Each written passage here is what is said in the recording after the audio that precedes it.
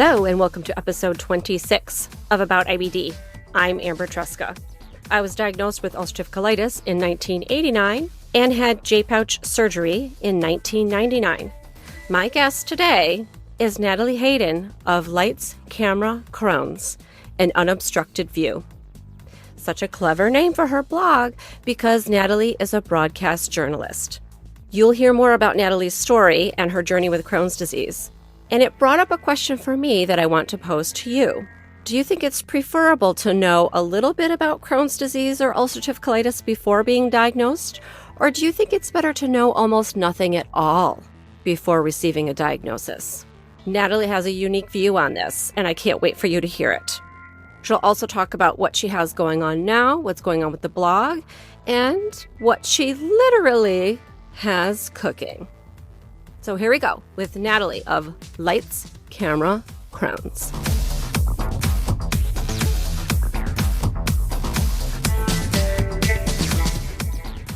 Hey, Amber, it's Natalie. Hi. How are you? I'm well. How are you? Good, thanks.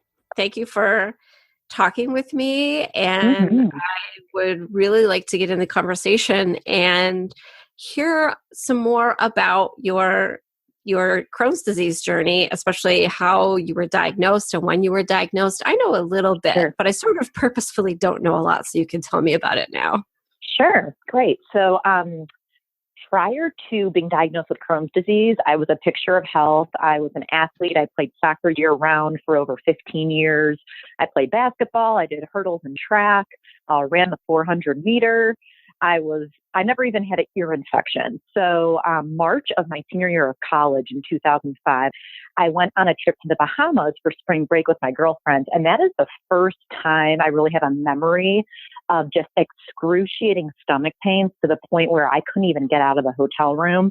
And I didn't know what was going on. I thought I ate something bad, or I just had too much fun that day or something. And I tried to take some different types of medications, over-the-counter stuff, but nothing was helping me. So that's really like the first time I ever felt like something was wrong with me. I graduated from Marquette University in Milwaukee, Wisconsin in May. And then shortly after graduation is when the symptoms really exasperated. I was getting fevers of up to 104 degrees. I was unable to eat basically anything. Even popsicles gave me pain. I was very fatigued. I could barely go up the 13 stairs in my parents' house. And we were really starting to get concerned. My mom's a nurse, and we didn't know what was going on. I was Googling lots of things and trying to educate myself. And I actually grew up with some kids that had Crohn's disease. So I wasn't completely educated, but I was probably more aware of what that disease entailed than a typical person. So I actually thought that might be the problem. So what happened is July 23rd, 2005, my mom came home from work and I was unshowered on the couch. And prior to that, I had been going to my general practitioner and she was ruling out so many things. First, she thought it was my appendix and my gallbladder. I was getting ultrasounds and different blood tests and everything was coming back fine. And they weren't able to rule out, no one ever said anything to me about it being a GI disease. Well, then my mom saw me on the couch. I was very sick and weak. And she said, you know what, we're just going to go to the emergency room. And we went to the emergency room. They did an abdominal CT scan and a rectal exam. And the doctor walked in and said, it appears you have Crohn's disease. You're malnourished. You're dehydrated. You are getting admitted immediately. You're getting a colonoscopy tomorrow. It was like a ton of bricks, and I basically blacked out in that moment because in my entire patient journey, I have absolutely no recollection of that response. Out of everything else, I have a pretty clear memory, but I don't know how I responded. I don't know if I cried. I don't know if I just looked forward. My mom doesn't either. It was like we completely blacked out that moment in our life. But it was very difficult and very isolating and scary. At the time, I wanted to be a television journalist as a news anchor and a reporter. And I was in the middle of my first job search. So it was very stressful. And I wasn't sure how I was going to be able to accomplish my dreams, let alone do anything in life at that point. So it's interesting to me because the emergency department is a place where most people with IBD don't ever want to be, but you were diagnosed there. Yeah, I was, which is unheard of, Yeah. I mean, you're like the first person I've ever heard of. Yes, the doctor just walked in and told me that. And he was pretty certain just by looking at a CT scan. He said, we're going to confirm with a colonoscopy, but he said, you have Crohn's disease. We just need to confirm, how severe it is, where it's at, that sort of thing. So I haven't heard of many people that have gotten a diagnosis in the emergency room before.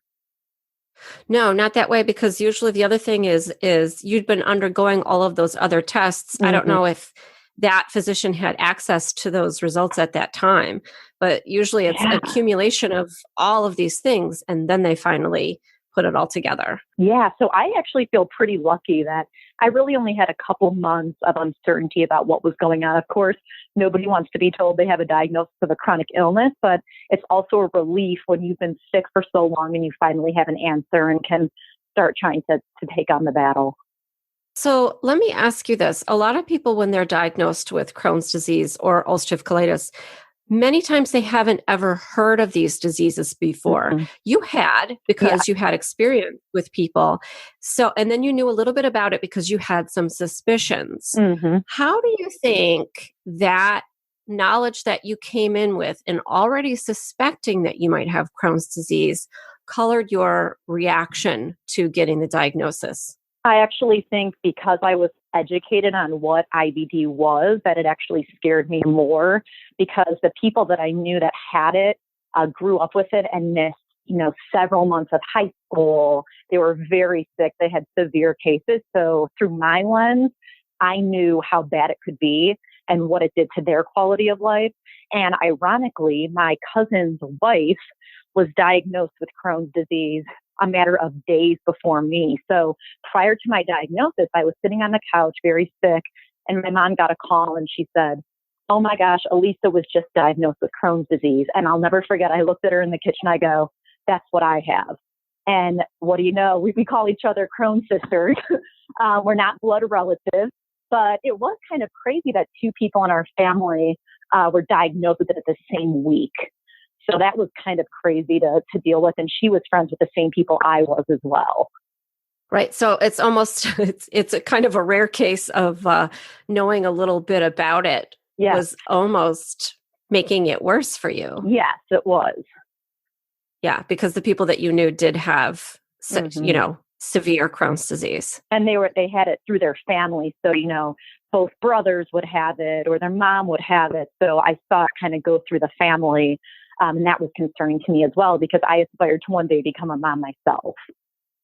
Right. Oh, right. Of course. Yeah. Oh, gosh. Well, we have to get to that topic. Mm-hmm. But do you have any family history? I do not. So unless it's very, very distant, like my grandparents' parents might have had some stomach problems, but back then, in the early 1900s and things, they didn't really document it or say it was Crohn's disease or UC. So it's hard to say, but anybody that's living, I'm the only one that has it.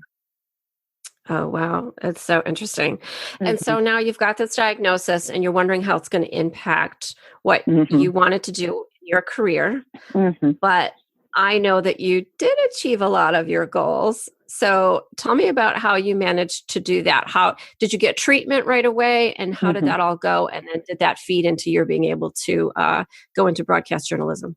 Sure. When I got out of the hospital, I was in there for about a week. I left the hospital on 22 pills a day on 60 milligrams of prednisone. And it was like a ton of bricks were falling down on me. I felt so out of sorts, so weak. My arms looked like I was a drug addict from all of the sticks from the needles. I couldn't even, it was summer, it was August at this point, and I couldn't even wear sleeveless. I was emaciated still, but then of course the effects of the prednisone caused my looks to change, and I was very self-conscious. I barely would let anybody take a picture of me. And here's a girl who wanted to be on TV prior to that. So I got the moon face, the acne, I had incredible insomnia. I am a very high energy person. So the last thing I need is prednisone. And I just remember sitting up in my bed at 3 a.m, night after night, chewing bubble gum and staring at myself blowing bubbles because with the appetite increase, in order to not gain weight, I was chewing gum all the time so that I had something in my mouth. And then the doctor said, well, make sure it doesn't have sorbitol because that's not good for your stomach. And I was thinking, oh my goodness. like one thing after another. I can't win. So I just thought to myself, I still want to be in TV. This isn't going to derail my plan. So that was, the summertime, and I ended up landing my first television job in October. So I was newly diagnosed. I drove 8 hours to get to my first job from my parents' home. And I was still on the 22 pills a day, 60 milligrams, weaning down slowly. It felt like forever. And because of everything I had gone through, I actually ended up landing a job that was behind the scenes, not on camera, which in the moment, I didn't really think anything of it. But now it's kind of disconcerting thinking, was it because of the way I looked that I was a producer and not put on camera like I had hoped to be? Because I later ended up being put on camera when I was done with the flare-up. And I ended up being a nightside reporter there. So I did follow my TV dream, but it just had a different path than I had originally expected it to have. I think that's true of a lot of people with IBD. It's the thing that throws a monkey wrench in your plans, but most of us are very, like you said, high energy type A, Mm-hmm. and we find a way around it somehow. Yeah. So you did. Now, how long were you working at that? You were at a station at that point. Yes, I was in an ABC affiliate in the Rochester, Minnesota, Austin market. It's a split market that also covers Iowa as well. I was there for 17 months.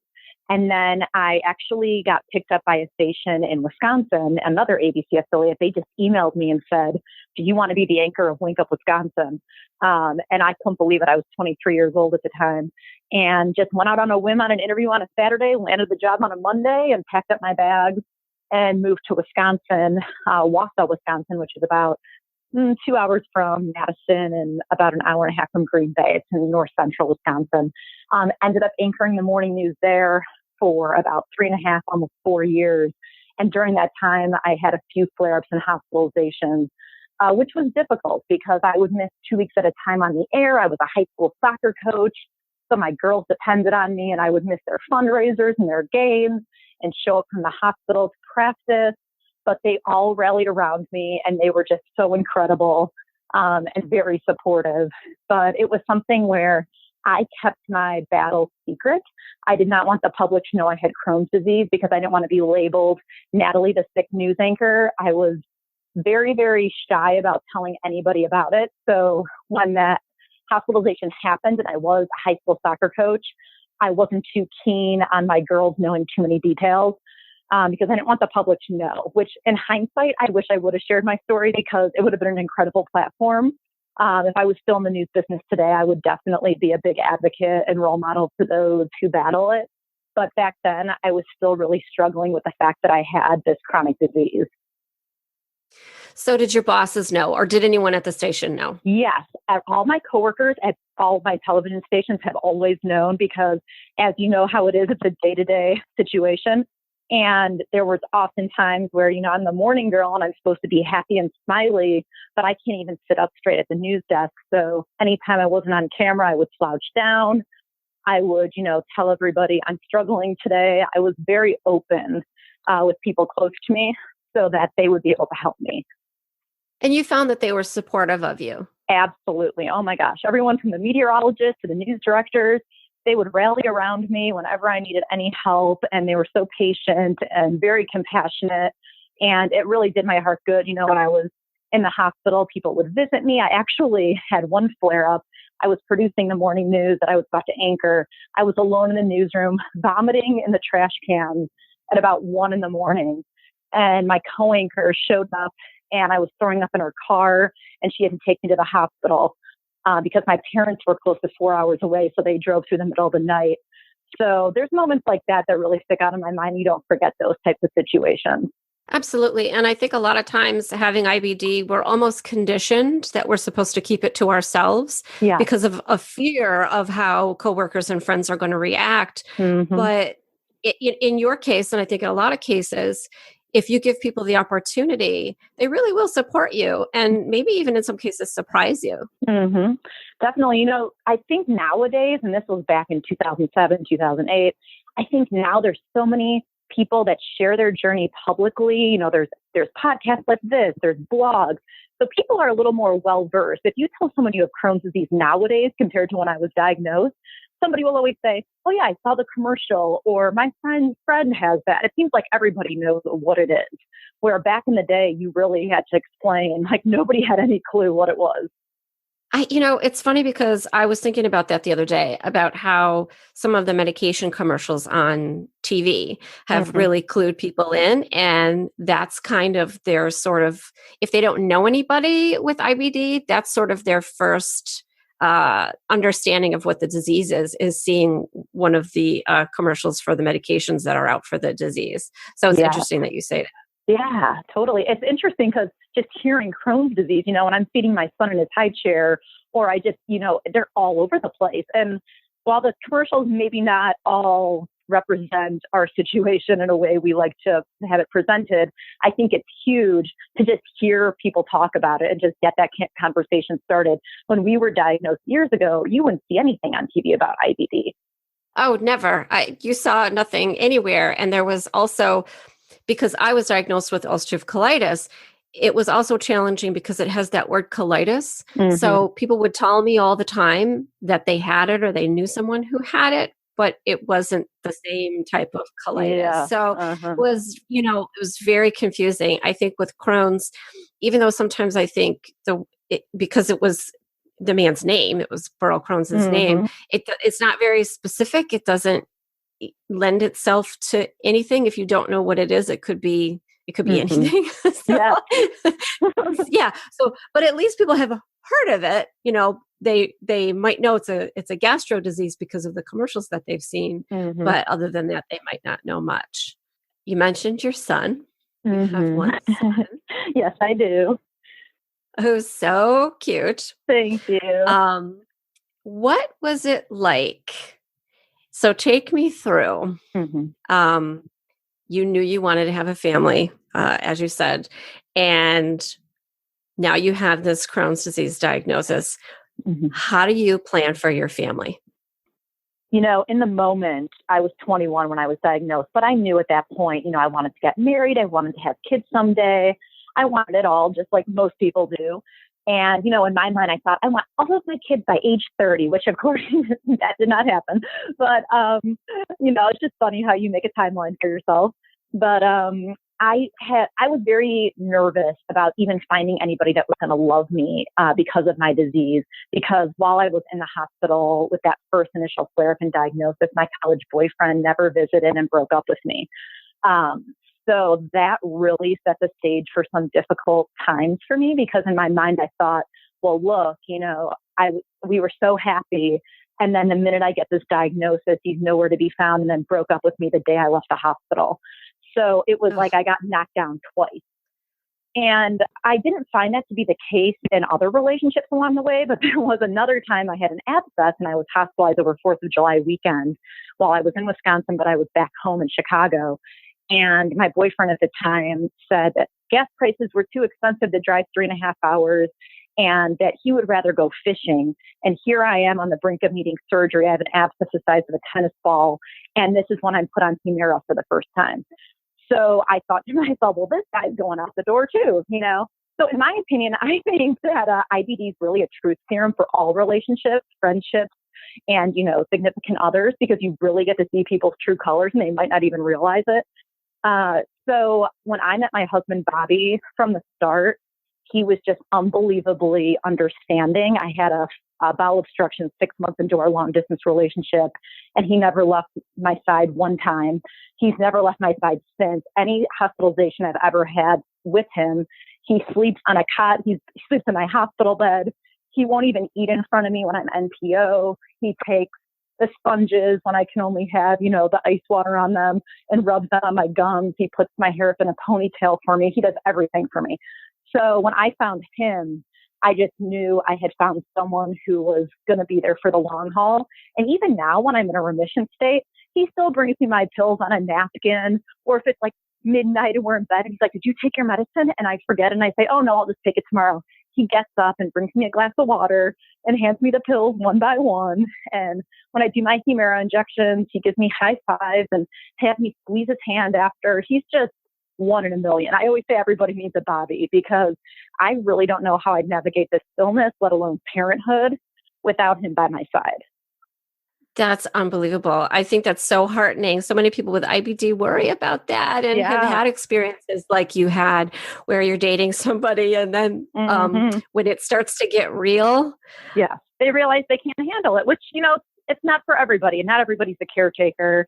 And it is hard. And you have that guilt in a relationship when you're always the sick one and you're always the one that might need to miss social outings or needs to lay on the couch and doesn't have the energy like a normal person. So, it takes a special person. And I recognize that not everybody can be like that, but it's key that people in our community find somebody who has that patience and that love in their heart. Because Bobby didn't even know what Crohn's disease was when I first told him. So he had to educate himself and learn firsthand, what it was going to be like. So I think that those people are out there and don't think that just because you have a disease, you're not capable of finding love.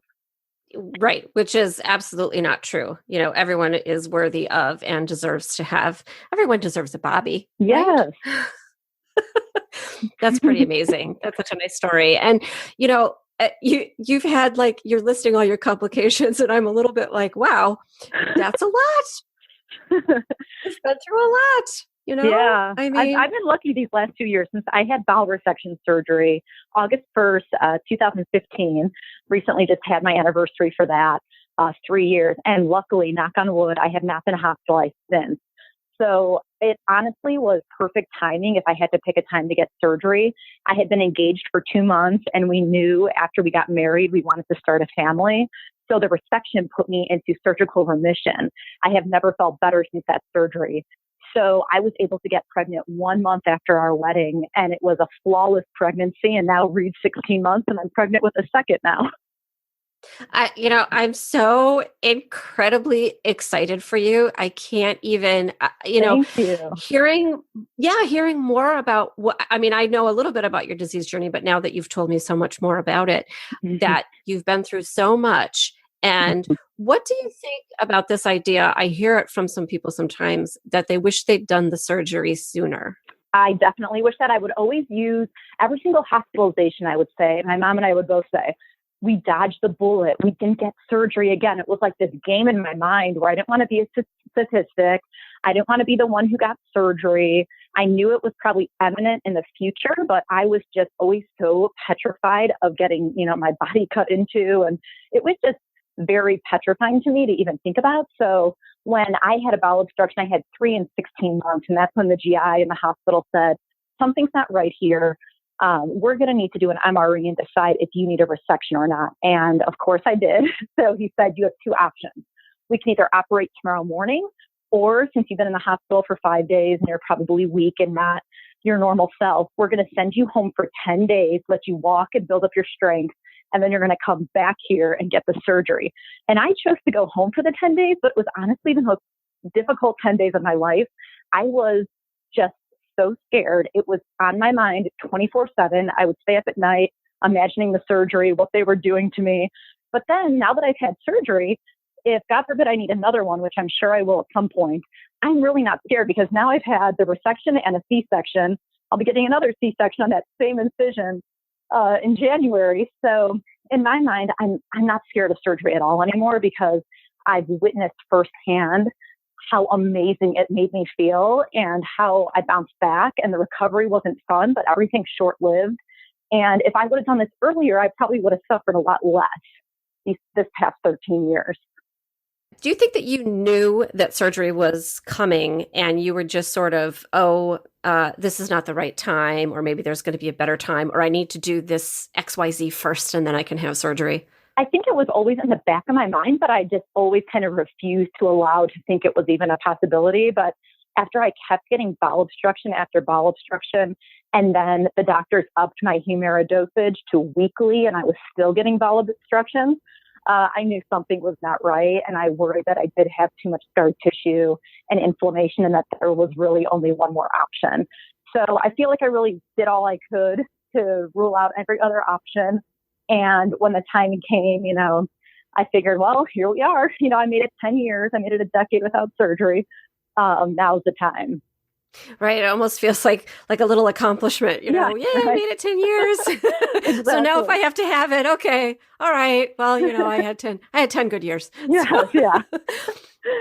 something that I try to remind women with IBD about a lot is that having IBD does not necessarily affect your fertility. Mm-hmm. Just the fact of having the disease. I think people assume automatically that it affects your fertility, Yes, which it many does people not do. automatically. Mm-hmm.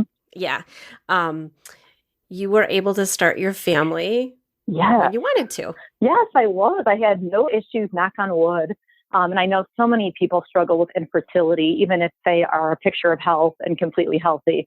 So I felt really, really blessed in that regard because, I hadn't been dealt the best hand of cards when it comes to health. But I'd always had a regular menstrual cycle, and I just wasn't too concerned about it. I thought I wouldn't have a problem. And, the key is getting pregnant with IBD when your disease is as calm as possible. And I was feeling so fantastic that I was just thrilled to find out I was pregnant when I did.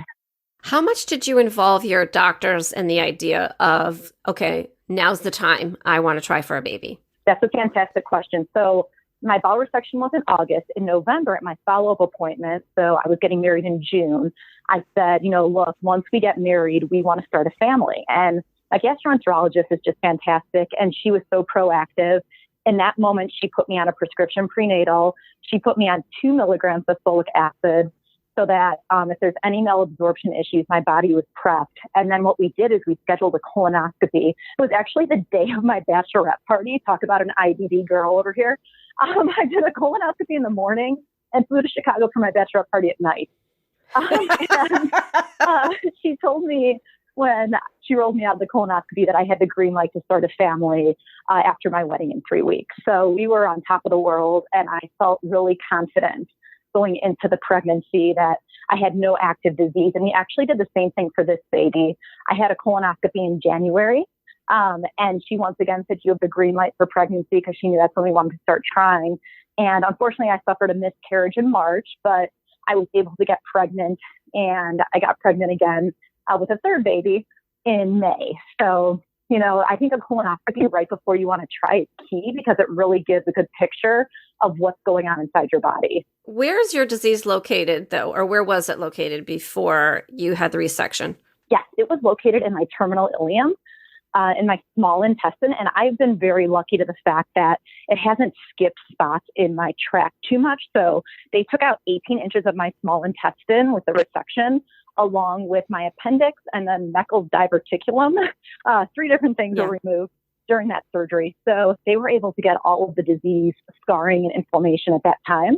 So of course, there's no cure, and it will most likely come back where the resection is.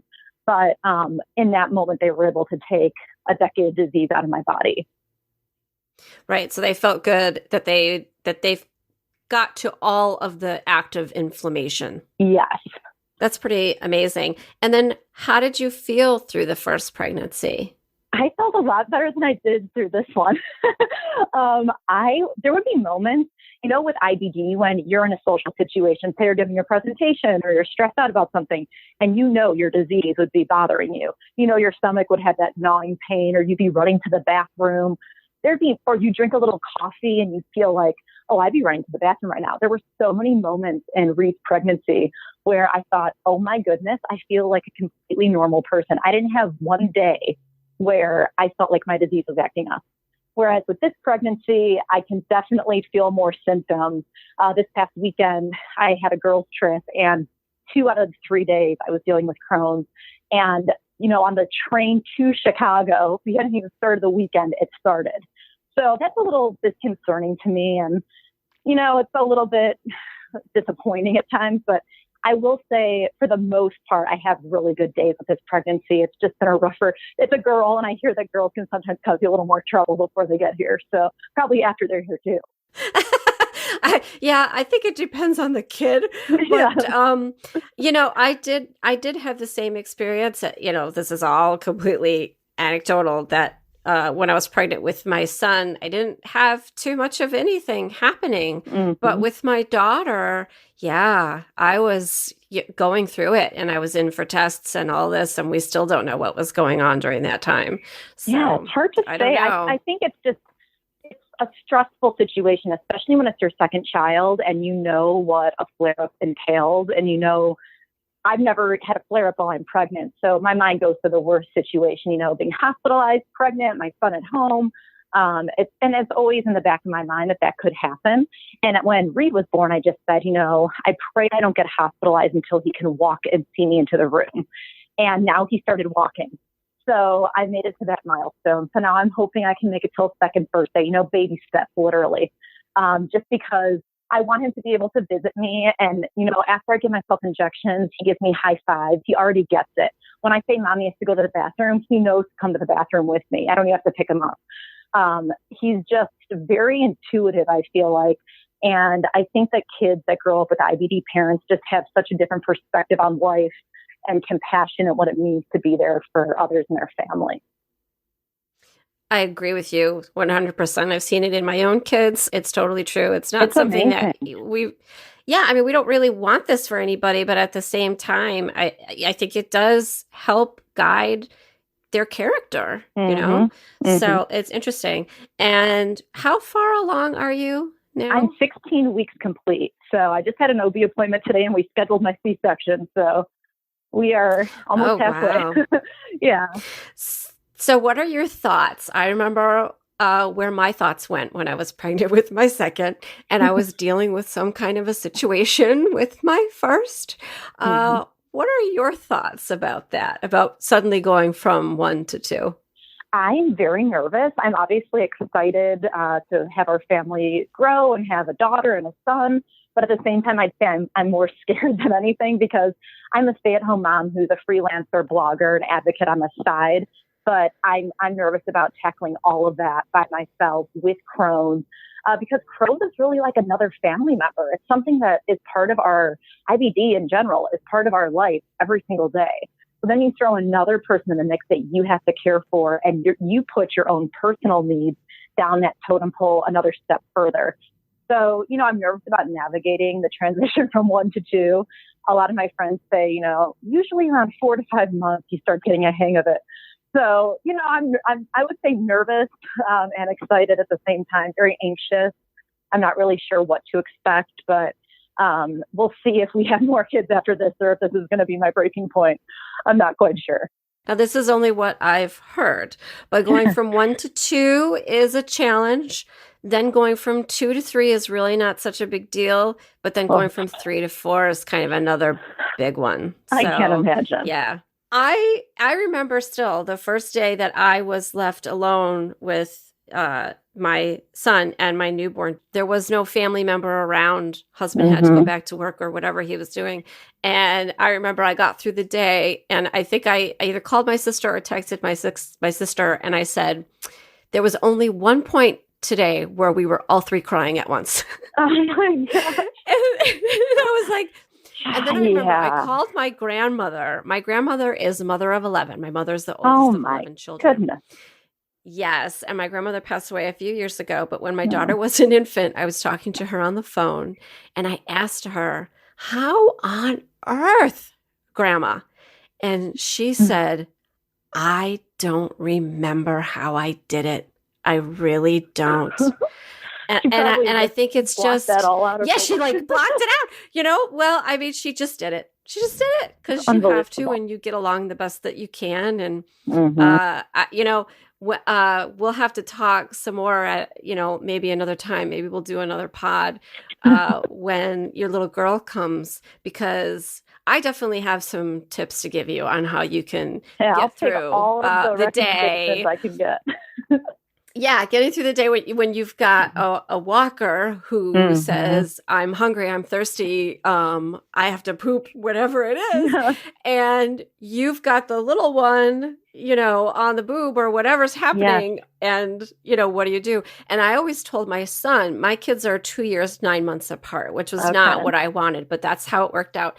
And so he was old enough to understand a lot by that point. And I told him, I said, look, poop always wins. So, whoever's pooping or has poop on them, that's the situation I'm going to deal with first. So, and then, or my own situation. Did you count for that if you had to go? Yes, definitely. I was I love like, that. I'm first, and I think with your first, you tend to worry a lot about the crying and think about like as soon as they start to cry that you have to stop the crying. Hmm. But then it was like, then you've got one crying and there's nothing you can do because you're dealing with the other one that's crying. And then you just sort of get used to that and understand that the crying is just part of it and it doesn't Yeah. hurt them. And you'll just get to it when you get to it. And then if you have to go to the bathroom and they're both crying, oh well, Then comfort mommy's each crying other. too. Yes, then mommy's crying too. And that may have been what I was crying. See, but I couldn't tell you what was I crying over. I don't know. So I think that's good. It wasn't really that bad, Yeah, in the end. It it's wasn't that definitely bad. going to be a transition and something to get used to. It's so hard to ask for help. And I think that just knowing you have this chronic illness where you don't know what the day is going to bring, and fatigue is something I really, really struggle with, probably more than anything now with the disease, and just being a mom and staying home with my baby. It really amplifies. Like by the end of the day, by the time my husband gets home, I'm on the couch and I can barely function. It's like I'm giving everything I can during the daytime hours. And then I feel guilt for, oh, I wasn't able to make dinner tonight, or I wasn't able to do the laundry because literally going up those stairs was just too much for me. But I think it's just, we have to come to grips with, we're doing an amazing job and we're doing everything we can for these little people in our life. And it's okay to have that pile of laundry or to order in pizza. You don't always have to be a superhero for everybody. No, and believe me, the times when I felt like I was really falling down on the job and I would text my husband or call him and ask him to pick up dinner on the way home, those are the days that my kids are like, that day was awesome. Yeah, So right. it's like, it's Amazing just, how that works. yeah, it is just, I think if you're worried about how you're doing, you're probably doing fine. Yes. We're our toughest critic. I'm sorry to hear that you're feeling so fatigued. I mean, you wouldn't know it. You're always doing a lot in the community with your advocacy work. And what have you got going? Like, what's happening? Yeah, I'm keeping pretty busy. I blog weekly on Like Camera Crohn's, an unobstructed view. And I'm sure after this interview, you realize why it says an unobstructed view. It's because bowel obstructions have always been my main issue. So unobstructed view means, clear, honest portrayal of what the disease is. But I also like to emphasize the importance of being positive and not letting this disease put negativity throughout your life. So that's really my main focus on my blog. And it just turned 2 years old and I've never missed a Monday post. And I've had someone recently ask me, once your baby girl gets here, are you still going to post weekly? And my goal is yes, because it is such an outlet of support for me. It's a win-win. I love to give advice and share inspiring stories of other people, and then also hear from other people in the community. So it's something that is really a passion project for me, and I just hope to continue to do so through the years to come. I've been doing some video work because of my news background. That works out really well for me because I'm comfortable being on camera. It's just a matter of having the quiet time when my son naps. I love doing podcast interviews. So basically whenever an advocacy opportunity or an ambassador influencer job happens on social media, I love participating and being a voice for others. And it's just amazing because when you suffer in silence and you choose not to share your story, you feel so alone. But the minute that you start connecting with other people in the community, like you and Brooke and all the different people in the IBD community, you oftentimes think, why didn't I do this sooner? Because there's people all over the world who live your reality, who understand it. And it's not a competition. There's room at the table for everybody. And there's so many different viewpoints and experiences, and we can all just build each other up. And that's something that's really helped me through my journey these past few years since I started sharing my story. Your website is amazing. And Thank the Monday you. posts, of course, I see them and they're amazing. And I always think to myself, I'm more of a catch as catch can kind of a blogger. So, but you really do, check it out every Monday. That's pretty awesome. And I almost do you feel like the gauntlet was thrown down when somebody was like, oh, are you going to still be able to do it when you're a mother of two? I thought, I never even thought about that as an option. Actually, the post that I shared the week, not even a week after Reed was born, he was 5 days old. That is my most read article that I've ever written. So I'm definitely writing one the week she's born. maybe it'll beat that one out. Who knows? I think the key too with blogging is having a plan. I have an editorial calendar that's just in my Gmail account, but it sets up, for the next 3 months. So I know, where are the gaps? When do I need to start thinking like a journalist again and think, what's newsworthy right now? I keep an eye on social media for story topics. I look at people's stories and I think, that's someone I want to profile. I'm featuring a college friend of mine who was diagnosed with Crohn's disease after college, just like me. And she's a single mom of 3. She was diagnosed and had to move to Europe and had flare-ups in a hospital where nobody spoke English. So it's a very interesting story. So there's stories like that that just really pique my interest. And when I see somebody take on their disease with bravery and courage and a positive sense, that's somebody that I want to profile. And I love inviting people to say, hey, look, I want to be on your blog. Because I think it's important to switch up the voice, not necessarily have somebody write, but I like to be the voice for them once they tell me their story. What do you think now about being the news lady with Crohn's disease? I love it. I wish I would have done it sooner. I have a community page on Facebook that has many of my followers from my last station, and they're all so unbelievably amazing. And I've never even met, probably 1/3 of them. So it's incredible to see, that last TV station, they all know what was going on behind the scenes now. And if anything, they've just opened up their arms and welcomed me even more.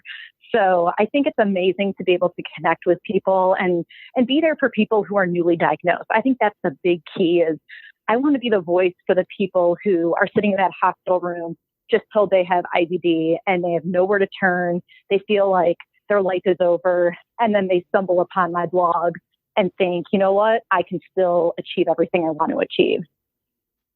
Well, it also might have to do a little bit with your own self and your own sunny disposition, don't you think? That people rally around you? We got a little feisty on Twitter before. I have the Greek fire. So sometimes, I don't hold back, but it takes a lot for that side to come out of me. That's true. You're bringing me back to that. It wasn't that long ago, but I remember having a moment where I was so proud of you. I know. It's very unlike me. Yeah. I'm always proud of you, but I was like, wow, look at her go. Like, that was awesome. When people claim that there's a cure for IBD, that really grinds my gears, I guess you could say. Especially when they have an MD after their name. That's a little unbelievable to see sometimes, but you see it. Yeah. Yeah. Oh, yeah. I got into a little bit of it with somebody not too long ago with maybe it'll always be there. Letters behind their name.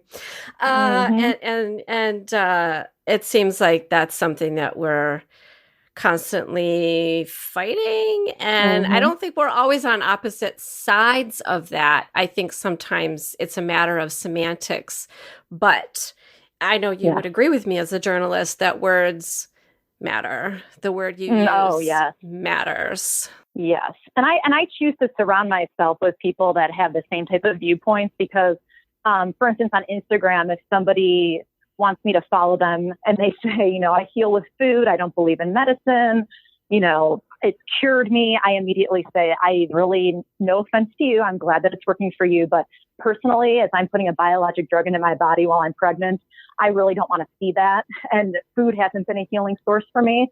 So I don't choose to surround myself with those types of people, but everybody takes on their disease and every disease is different in each person. So to each their own, but I think that just saying that can give people this hope that might not be possible. Like you said, I'm happy. I get email all the time from people who say, I did XYZ, whatever, and it's working. I feel great. And my answer is, sometimes they want to know, is there science behind what I'm doing or something like that? And I'll say, well, in that case, does it matter? You feel awesome. Your doctor knows what you're doing. Like, just keep doing it. Just keep doing it. But you cannot go and tell someone else that it is going to work for them or that it should be working for them. And I did an episode with Erica Vegan-Ostomy where we talked a lot about that in depth because he went through that on a really serious, deep level, and there are real harms Mhm. in the idea that somebody telling you that they can cure you through eating, like a lot of bananas or Exactly. something. Oh my goodness. Yeah. And then you see things that say, these are the top trigger foods, which I looked at the list and I said, hey, I could eat like 3/4 of those with no problem. You can't say, this is the trigger food for everybody. Everybody has a different trigger food. So things Yeah. like that, it's a sensitive subject. And I try to be very thoughtful when I write anything about that because it is so completely individualistic. I Hmm. almost feel like there's almost nothing you can write that would, encompass Mm-mm. everyone. It's just you just can't. And when You I really look at the can't. list of trigger foods, sometimes I'm like, I ate most of those that day. So Yes. it's just Oh. those are all the fun foods. Exactly. I'm going to eat a cheeseburger. It makes me feel fantastic. I, I do feel better after a cheeseburger. I know, don't we all? Well, most of Yeah, us. We it's can't so say all of true. us do. Yeah, I know. Well, so let me know also too about your lights, camera, Crohn's. Tell me Hmm. about where else everyone can find you on social media. Sure. On Instagram, you can find me, and it's a little bit confusing because I use my maiden name for some sites and my married name for other ones just because of my TV background, because I was Natalie Spraccio in a prior life, so that's my TV name. So I apologize if it's confusing to people, but my Instagram is at Natalie Ann, A-N-N Hayden, Hayden. My Twitter is at Natalie Spraccio. But if you look up Natalie Hayden, it'll come up. It's just my Twitter handle's different. And then on my Facebook, the community page is Natalie A. Sparacio, and that's S as in Sam, P as in Peter, A-R-A, C as in cat, I-O. So I keep that name because that's what the people know me as. And I just think it's easier. If I were to change it, they probably would think, who the heck is Natalie Hayden? So I just kind of keep them according to who my followers are. But on my blog and in real life now, I go by Natalie Hayden. And of course, I'll put all of the information in the show notes. And then when this Sure. episode goes up, I will be tagging you, my dear. Awesome. So I'll be it's too sharing it bad that we soon. couldn't do it in person, I so that know. I could get a nice. I bet you smell really good now that you're pregnant. I bet you love my hair today, too. It's not curled, though. Sorry, it's not my trademark. Oh, look. No, that's so funny. But it was a little bit of an inside joke that when I was going to meet Natalie for the first time after having known each other online, and then we were going to work together, that I tweeted out that I couldn't wait to smell her hair. And I think I'm a little goofy. And I thought, My mom. I figure everybody knows that I'm goofy like that. And Mhm. so, yeah, Natalie's mom was a little concerned. Hey, I was like, oh my gosh, Amber wants to smell my hair. Fangirl moment. I'm just a Oh, little goofy like that. So, no, it was great. I'm so glad we got to meet in person, though. I oh, think it's yeah. starting to meet with fellow people who understand your reality in person. The best medicine. And it was so funny because I think the first time I went to a meeting where I was going to meet with a lot of people with IBD that I'd known online, but not yet in person, I did Hmm. feel a little bit nervous. But for real, the minute you're all together, it's like, how It's long have crazy. we known each other? Yeah, It's you almost feel like you've like, known each other for oh my gosh, decades. I know you better than my friends that I've been friends with for 20 years. It's like this Oh, immediate yeah. connection. It's crazy. It's more like a family feel. That's totally for sure. And we don't.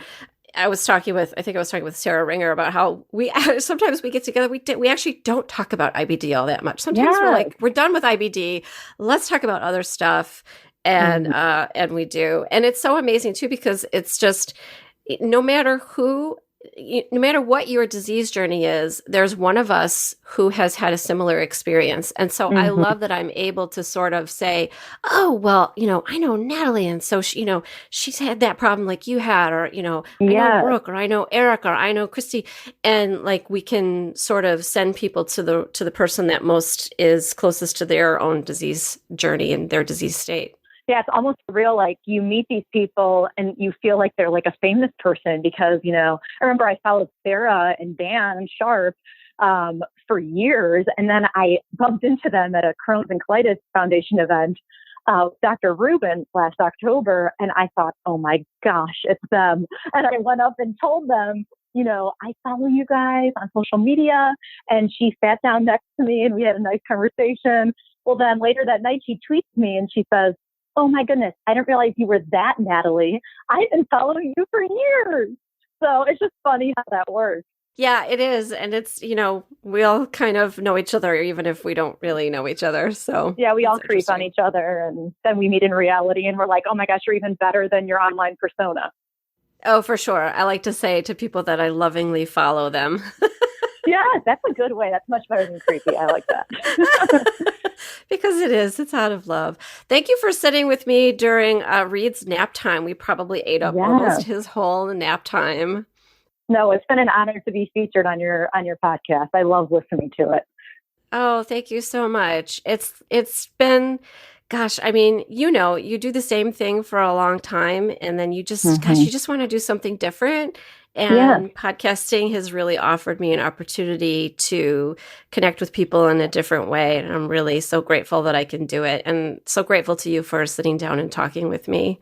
Absolutely. I feel like hearing somebody's voice is so much different than reading it in a quote in an article, because you really get the emotion and the passion and the enthusiasm and, what it really is to live with IBD. So I appreciate people like you going above and beyond and doing the podcast, because I know it's not easy to do the interview and then have to edit them and get them out there. It's a lot of work. Yeah. Oh, yeah. You probably more than most people understand how much work goes into it. But at the same time, I've learned so much and I have really supportive people around me who help me technically and emotionally. That's huge. Yeah, it's huge, and it's been a lot of fun, and I'm so glad that I get to continue to do it. So, well, thank you so much for allowing me to be a guest. I hope we get to get. Oh, you're going to have a baby. You're probably not going to be going to too many events. I know. I'm thinking about that. I'm going to miss all the big advocacy events next year unless I can make a little surprise drop in, in Chicago or something. Oh, yeah. Well, Stephanie brought her youngest along. I think it was to Orlando. And let me tell you, that baby did not want for anything because she just got passed around to all her IBD aunties. She probably got so much love. She did. She got spoiled, and all of us got to hold the baby at some point. And we were like, oh, Stephanie, are you hungry? Do you want to eat something? Can I have the baby? So I think it went well. I should circle back with her and really talk with her more carefully about how that was to bring a little baby along on a trip like that, and if my perception of how that went for her was the same as hers. Yeah, for what it was like for her, it would be interesting to hear. Thanks, Natalie. Thank you. Special thanks to Natalie for taking time out of her day while her son had a nice long nap so she could talk with me. Natalie has such an amazing story, and her blog is such a realistic view of what's going on, but it's also very upbeat, which is why I like it so much. On the one hand, we don't really want to sugarcoat things. We want to be providing to the public information that's correct, that is realistic, that is reflective of the things that we do face as people that live with IBD. But we also want to find that hope. We want to find that place where we can exist, that we know that we can move forward and have a family and have a career that we love. Don't forget to find Natalie on Lights, Camera, Crohn's, and I'm also putting in the show notes all of her other social media information. She really doesn't miss a Monday post. It's pretty amazing. Every Monday, kablam, right there on my Facebook, she's got her new blog post. Matter of fact, I think I need to go back to my desk and read her Monday post. Thanks for hanging out with me, super listener. And remember, I want you to know more about IBD.